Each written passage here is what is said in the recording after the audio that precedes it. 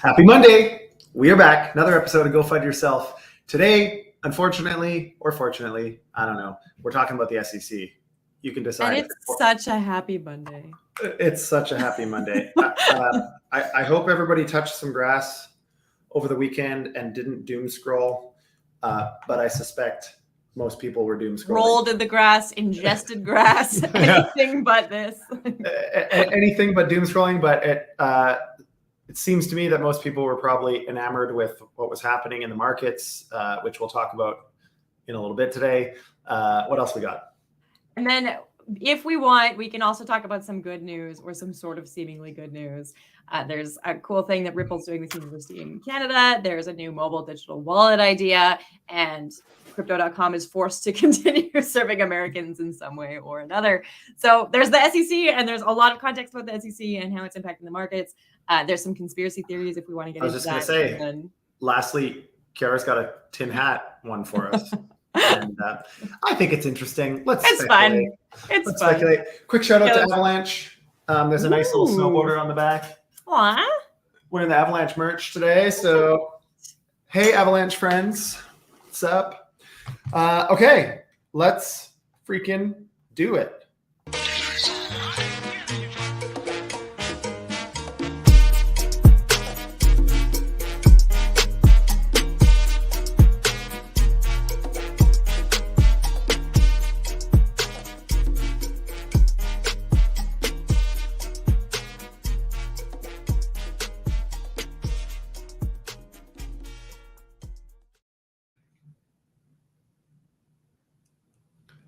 All right. Okay. Where is the Twitter space? I don't know. We are streaming live today to our RBL account too, so people will be able to find us. Got it. Okay, it's up. It's here. Is it? We're here for it. I don't see it. Oh my goodness. When is everybody going to be back and stopping us from our own troubles? There it is. I see it. Okay. All right. Okay. You're gonna get there. Well, happy Monday. It's exciting, obviously, that it's Monday and we all live to see another day. All right. That's about the extent of my excitement. Oh, you can't really see it, but it was my son's birthday party yesterday. Oh, did you get a son?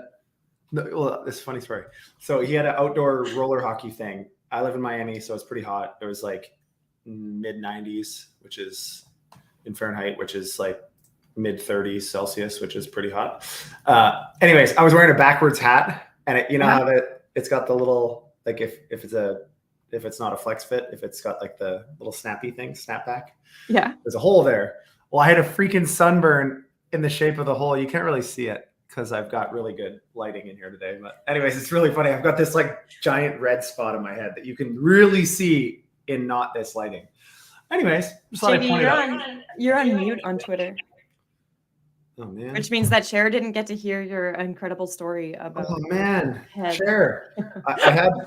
I got a really funny sunburn on my forehead, which you can't see on Twitter Spaces, but you can see it on the rest of the videos. Anyways, welcome to the party, my man. All right. All right.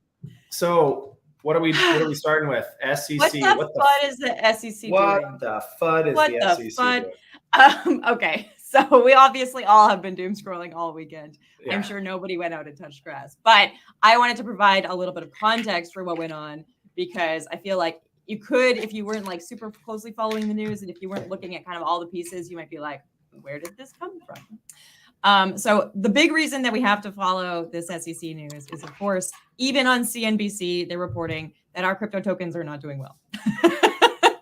The markets are declining. And who would have thunk? If you weren't online this weekend, you might have found that your portfolio is worth substantially less in terms of USD, but maybe not in terms of utility. So we don't have to get too far into the concept of like everyone's reporting on it. Fox, Yahoo, CNBC, Forbes, Bloomberg. If you were online this weekend, you already know that Gary Gensler said something, and people are freaking out and saying that the SEC has cracked down on altcoins. Now, in reality, there's actually no specific press release from the SEC saying this. So we have to kind of go through and discern what was actually happening. So. Yeah, I mean, they're not directly saying that those like those particular tokens aren't currently under investigation, although a logical assumption could be made that he has called them securities in the to the extent that exchanges have them listed and are participating, and they're essentially acting as an unregistered securities exchange, yada yada blah blah. That should imply, I don't know if we're going to talk about this after, but that should imply that those tokens may at some point down the road become problematic. A lot of this, I think, is more reactionary than objective. Like, yeah, most of these tokens. So anyways, just to kind of give some context to like the massive dumpage that happened over the weekend. I mean, it wasn't retail people that were panicking. It was venture capital firms in the US that held a bunch of these assets, and globally, not just US, but that held a bunch of these assets that said, hey, you know, if the US exchanges and now Binance is delisting of these assets, where is the liquidity going to live? Do we want to be in a liquidity crunch? The answer is most of them are listed on many other exchanges also, as well as decentralized exchanges. But as a venture capital firm or a market maker or a hedge fund, a lot of their systems are built for centralized structures, not for decentralized structures. So generally, it was a race to dump starting on Thursday night, Friday kind of bled into Friday, and then boom, like everything just completely exploded Saturday, as you can imagine. Plus all the Twitter FUD, all the like SEC altcoins, blah, blah, blah. And then I was getting all the fake news, all the fake news checks from Twitter that are like, go read a book. I don't know. It's really funny out there. You know, it's one of those things. Like, I've been saying this since we've been talking about regulation, which is like years, but it's going to suck. Like when regulation comes in, it's going to hurt in the short term. And I think we're just seeing a taste of that now. I suspect now, though, that it wasn't just those, you know, 13 to 16 assets that between the two exchanges have been implied to be securities by the SEC. It's also not a guarantee that they are securities or that the SEC is going to have any hope in winning these cases. So, I mean, I believe the dumpage is a little bit premature. Having said that, if they are being delisted off these exchanges, Binance in particular, which many of them are, crypto.com, which we'll talk about after, and then, of course, Coinbase is saying we're not delisting because that would be an admission of guilt, but we'll see what happens. We'll see what happens there. But anyways, all right. I mean, yeah, we'll have to see. We'll have to see how global exchanges move into the competitive spotlight at the moment. It's a land grab, but if they keep trying to charge 2, 3, 4, 500,000 for listings in the wake of Binance and Coinbase, it's not going to do the space any good. Anyways, okay. I want to provide some context for this because like a week ago, all of our Twitters were like, DeFi Summer 2 is coming. And now everyone is super funny. And so there's kind of this element of like, where did this come from? But also perhaps if we were paying attention, would we have been able to note it earlier? And aside from all of the SEC cases that are going on, there's been quite a lot of, for lack of a better term, there's been a lot of like riffraffing from Gary Gensler and a lot of political plays that we talk about on a day-to-day basis. But I found a few interesting things that happened within just the last week that I think we didn't exactly cover that we probably should. So the first one is that on May 31st, I didn't make a banner for this. On May 31st, Gary Gensler released this video about how it was the birthday of the Securities Act of 1933. So it has been, it's birthday, its 90th birthday.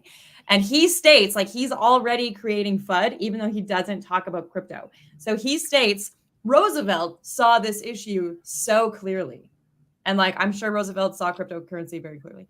And then he goes on a little bit later in the video and actually says about the American peoples. They were getting flim-flammed, purchasing securities from hucksters and con artists, and then talks about how we still don't want that to happen today and how with new digital technologies that is happening today. And that's why the SEC continues to exist. And then when the SEC was actually set up 1 year after the Securities Act of 1933, Felice Frankfurter, who was a major advisor to Roosevelt, he said that they select the SEC candidates or the people who serve on the SEC because they need to select people who have stamina and do not weary of the fight, who are moved neither by blandishment nor fears, who work in a word, unite public zeal with unusual capacity. And so this is really interesting because what this is doing is he's trying to set himself up to sound more legitimate and crypto to sound less legitimate without even talking about crypto blatantly. Like it's a really interesting, anyways, it's a video. I don't have the whole transcript of the video, but I'll post the video later. It's an official video on the SEC site. It's not like from his Twitter or from that sort of personal political play. It's just like he's made it an official document saying that this is what they're still doing. I think we're going to allude to this later, but he's also started calling things crypto securities now, which is new. And that's literally just implying that in his mind, pretty much all crypto is under the jurisdiction of the SEC. Again, the problem still remains that there is no meaningful path to, like, there has not been a national securities exchange for crypto assets approved. Not for lack of trying. There also has not been ETFs approved, and there has not been many of these other regulated products, registered products that people are trying to get approved but keep getting declined. Essentially, the big problem right now is if we stick with Gary Gensler as truth, there is no home for any cryptocurrency other than Bitcoin or Ethereum in America. Americans effectively cannot participate. And although currently there's ways around it, generally speaking, which we won't talk about because I don't want to endorse any of those ways around it publicly, but those ways will disappear. I mean, because it's that the people that are liable for this are the protocols and the people who token issuers, right? The asset issuers. So those people, to protect their own protocols and of course themselves from a liability perspective, are going to put in extensive measures to avoid US persons. So Gensler can say all he wants about, that these are all securities, come in and register. Yeah. We can't come in and register. You can register the tokens, but there's nowhere to do anything with the tokens once they're registered. So what's the freaking point? And so until they figure that out, don't get, hey, I'm funny on this one because it's kind of getting old. I know you are. To be honest, but we need to figure this out. I mean, there needs to be a solution, which brings us, I suppose, to some of the... It does. So on June 7th, a bipartisan crypto bill was proposed that would actually put the CFTC in charge of managing and enforcing the majority of crypto assets, including stable coins, small scale payments, that kind of thing. And then they also were trying to open up some tax-free transactions under $200. So the idea here being, even if it is a security, you could still move some money around in this like tax-free kind of way without paying capital gains, et cetera. So this is interesting because this happened on June 7th, and then a bunch of the other FUD that we saw happened the day after. So some speculation is, did this happen and like trigger the next thing? Were they just trying to get it out there beforehand to show that there is an alternative path? Or like, what was actually the point of releasing this bill and then moving into the weekend the way that we did? Well, Lemus Gillibrand has been working on this bill for quite some time. I suspect that senators and some government officials were probably aware of these charges prior to the announcement of said charges. There's no way that Gensler and crew came up with the charges in response to this bill the day before, obviously. Yeah, exactly. So, I mean, I think what happened was these guys figured that this bill was, or that these charges were coming. And they're like, holy crap, we got to get something out there. I understand at first people are like, why are we even fussing with the $200 tax-free transactions? I think a lot of that has to do with crypto as payment and eventually CBDCs, because you don't want to have a taxable event every time that you use one of your assets, like one of your crypto assets. You don't do that with fiat, even though the value. But even though the value of the US dollar relative to other currencies may fluctuate, it does fluctuate. Every time you spend cash, it's not a taxable event. Exactly. So they're trying to find ways to thread the needle. I think it's definitely a step in the right direction. They effectively are trying to give the powers to the CFTC in this bill, which I don't think is going to happen personally. So then go ahead. On June 8th, Gary himself stressed the importance of regulation for crypto securities. So this is interesting because there's actually a transcript on the SEC site that you can see. But so we go from May 31st, where he's like talking about how dangerous it is, June 7th, we see this new bill, and then June 8th, Gary comes out and is publicly stating that the SEC is going to be in charge of crypto, and that crypto is going to be a security, and essentially is still trying to frame it in this way where he's like protecting the American peoples, and is really building up on that space of like, you can't dissuade me. I was appointed to the SEC, which means that I will not grow weary of of your appeals. So I don't know. I thought it was just interesting that he even came out and said this again. But he specifically states that they have already provided guidance on what constitutes a crypto asset security. And then that's very specific. They said that they did that in 2017 under the Dow report. Interesting. And then there's a framework for investment contract analysis of digital assets that was released in 2019 that they say they also have provided statements saying that crypto is a security and that that's how it has to be managed. And then they also are saying, he specifically says that those who are participating in crypto, specifically like institutionally, like your sexes, that kind of thing, they have made a calculated economic decision to take the risk of enforcement as the cost of doing business. Yeah. I have a lot to say about this, but I don't think we have enough time. Honestly, again, like you can say all you want about we gave guidance that crypto is securities, but until there's a path to come into compliance in a way that we can actually, any of us can actually successfully do, that indication or suggestion is useless. And so we can all sit here and go, okay, the Howey test that doesn't directly apply to crypto in many ways. Let's assume that you say that's the be all end all. And let's assume that you say all crypto fails the Howey test, which I'm of the opinion it doesn't, but I'm not a crypto securities attorney. But let's assume that we believe that's the case. Okay, then what? How can the US meaningfully participate? And there is no path. There is no path currently for the US to meaningfully participate. The other thing is that crypto evolved because of the barriers of entry into traditional finance. So if you think that rolling everything back to essentially an inaccessible market for any innovators is a smart idea, that's a non-starter. It's not going to work. That's why the technology evolved. And all that's going to happen if they continue pushing this way is they're going to find new ways around it. Entrepreneurs will find new ways around this regulation, and they'll find new ways to give US persons access. US people will find new ways to access these products. 40% of the US public has or currently owns crypto. Like, I mean, it's not like this is a fringe asset class. Like in terms of its total market capitalization, sure. But in terms of people's understanding, willingness, and desire to participate, it's front and center right now. And yes, I'm all for consumer protection. I've been saying that all along, but we cannot stifle innovation at the same time. We have to find a way to do both. Anyways, Gensler should just pull his head out of the sand and listen to some of these people. I mean, there's hearings this week on stable coins and on crypto regulation and all of this other shit. I mean, again, hearings go to Congress. Gensler doesn't give a shit what industry says. No industry is currently talking to Gensler because anybody that has ends up in court after it. Like, it just, none of this makes any sense. And I mean, until they take a step back, zoom out and look at this for what it actually is, its potential positive impacts on the United States, or its potential detrimental impacts on the United States if they continue the path they're going down right now, we're not going to get anywhere. It's going to be a complete stalemate.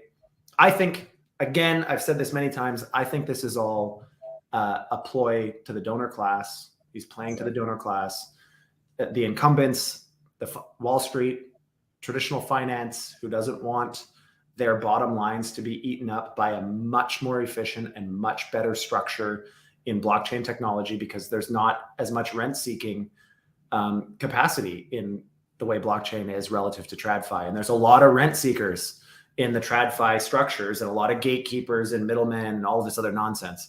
And so, I mean, we have a meaningful desire as a society, as individuals, as human beings to take some control over our finances and to have some of this, have access to the same opportunities that most people do.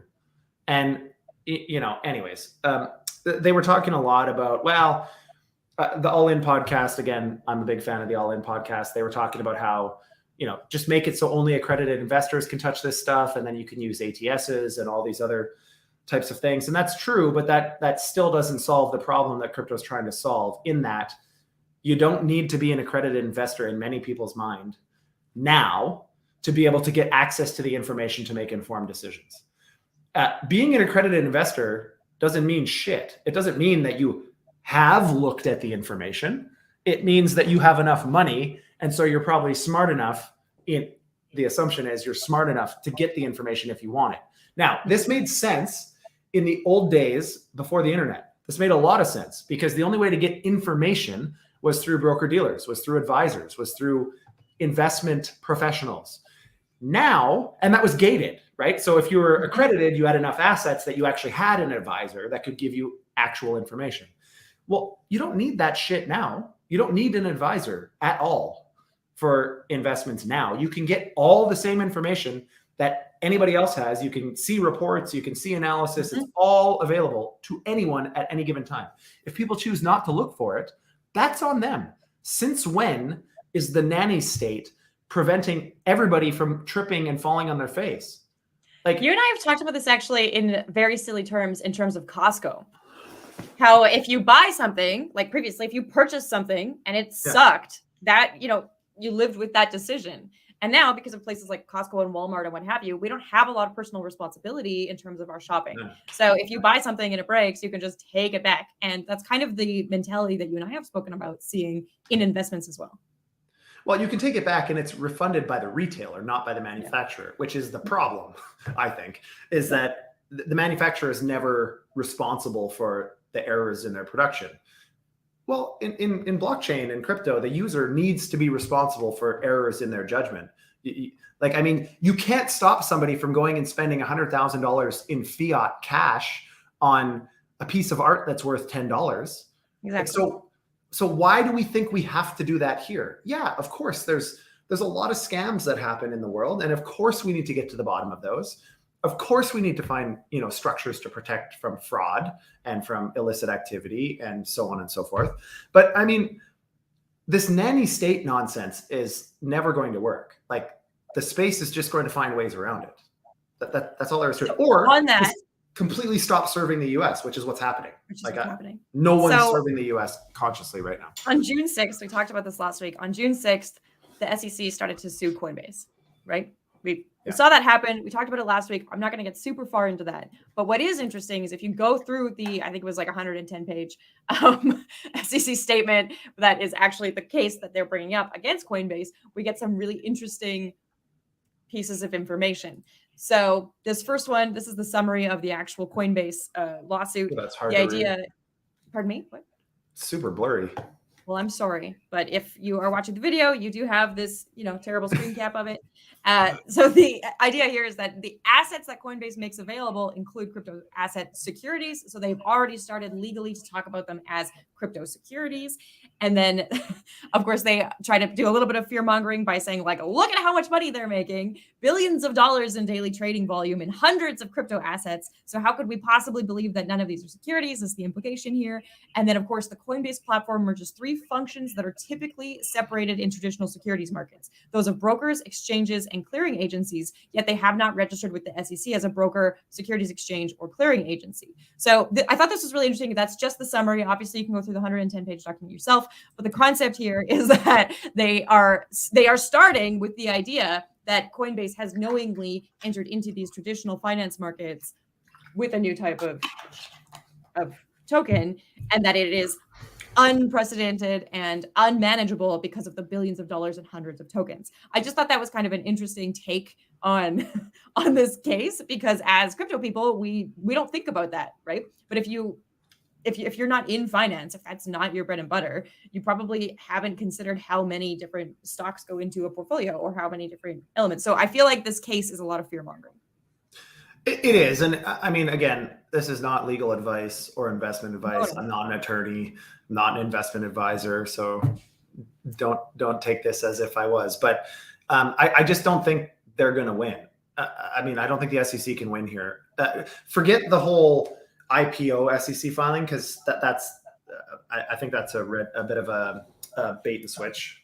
In my opinion, that's irrelevant. They were talking specifically about the approval of the IPO has nothing to do with the underlying business, but rather have they provided everything they need to in order to do an IPO. And so, anyways, all of that being said, Coinbase actually owns a bunch of these licenses already. They're sitting on the shelf. They're not being applied because they cannot figure out what combination of said licenses are required. And that's the problem, because the SEC will not respond. What jurisdiction has to be the case? But again, Coinbase has been pretty particular on not agreeing that anything is a security. That they've actually been quite adamant that it is not securities. So that could be a bit of a stalemate between them and the SEC. I just think it's going to be very difficult for them to. So on exactly what you were just saying, further into this case, so if you're down on page 32 of 101 pages, if you're a nerd like me and you read the whole freaking case, they actually have the idea that Coinbase, what was that? You're on mute here. Yeah, I wasn't on Twitter Spaces. Sorry for yelling in everybody's ear. My dog's all over the place here. So Coinbase, as part of its effort to become a public company, Coinbase publicly filed with the SEC a Form S-1 on February 25th, 2021, to register an offering of its Class A common stock. SEC staff reviewed the registration statement, which had previously been confidential, with respect to applicable disclosure and accounting requirements. As part of that review process, SEC staff issued comments, and Coinbase submitted response letters and amended registration statements. So what it's saying is it went back and forth. And then on April 1st, 2021, this form was declared effective, which means that the registration statement does not constitute an SEC staff or opinion, blah, blah, blah. Rather, it means that what they said was real and that they had already reached an agreement. And the agreement that they had already reached, this is blurry again, but we're posting it on Twitter as well, is that a particular crypto asset status as a security in any relevant jurisdiction is subject to a high degree of uncertainty. And that is actually stated in a formal form that the SEC agreed to in 2021. And so the SEC is actually bringing this up in their own case now because they want to try to take control of that narrative and move it around a little bit because they're afraid that that could come up later in the case if they don't do it now. Yeah, so that's what I was talking about a minute ago, though. Yeah, exactly. Just showing that this is like a real thing. This isn't conjecture. A lot of what we see on Twitter is it's FUD, right? There's FUD and there's hype and there's whatever, but this is real, filed in a court document. Yeah, it's worth noting though that they weren't like, this form is not to approve the underlying business of Coinbase. It's to approve the listing of the equity, the security, the coin stock on or doing an IPO, listing on a major US exchange. So all that they care about in that filing is, have they reported everything that they need to report so that people can make an informed decision when buying coin stock. That's it. They're not saying that's not an endorsement of the underlying business model. I mean, imagine that there's no way that grandfathers you into never being, exposed to any regulatory concern if the SEC has approved your IPO. That's not how that works. So again, this is something that everybody's hanging on to on Twitter as like, oh, well, they approved their IPO. Yeah. Mm-hmm. So exactly. It's not the same completely thing. Unrelated. Anyways. Okay. Do you want to end on some conspiracies, like just for funsies? Yeah, let's do the funsies, and then we'll do some more fun stuff, like some more positive stuff tomorrow. We'll talk about some of the other. Okay, so right before the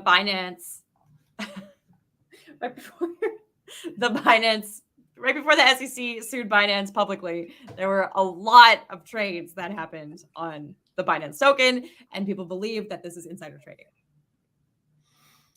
Yeah. You want to jump on that some more? Yeah. I mean, this is an interesting one. Good luck proving it. Obviously, there's probably a lot of BNB being transacted every day anyways.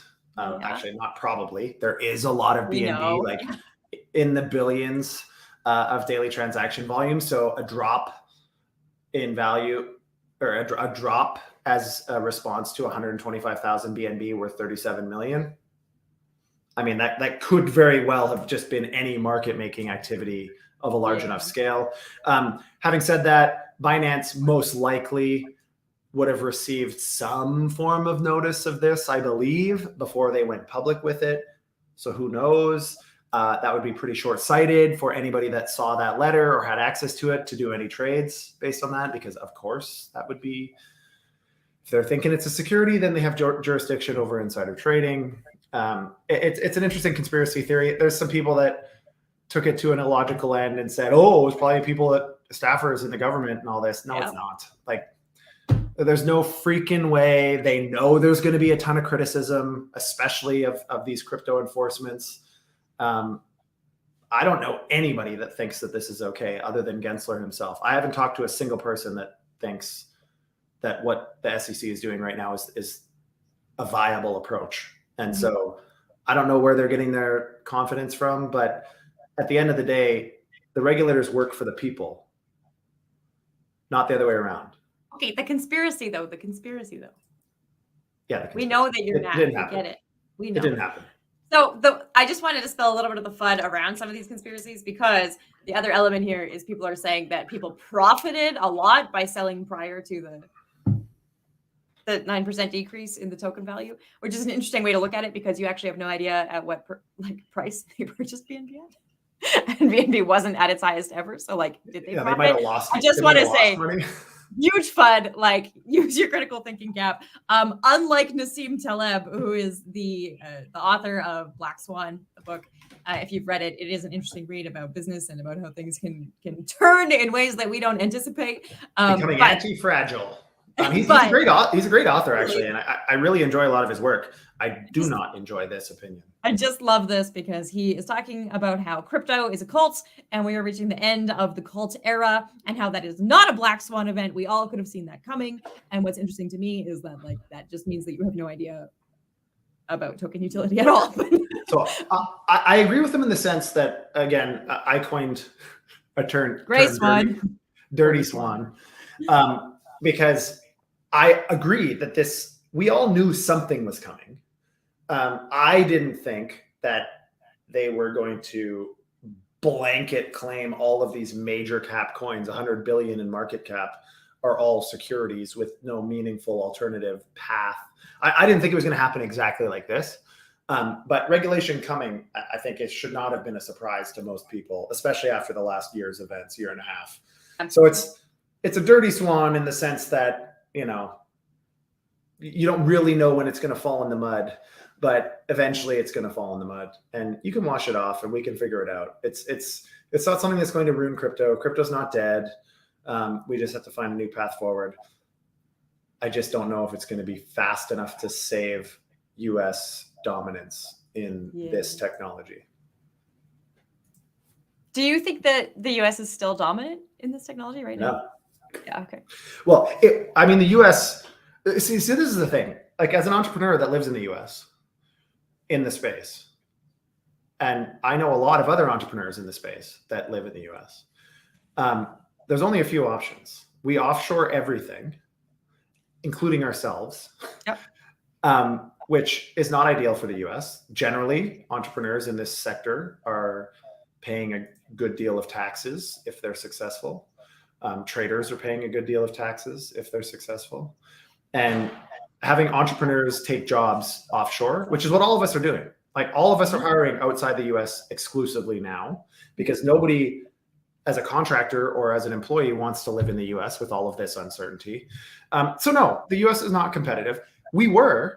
Most of the innovation in blockchain, not all of it, but most of the meaningful innovation is still US based, was still coming from US based individuals. But now we're seeing that most of those people are moving. So then that's just going to continue.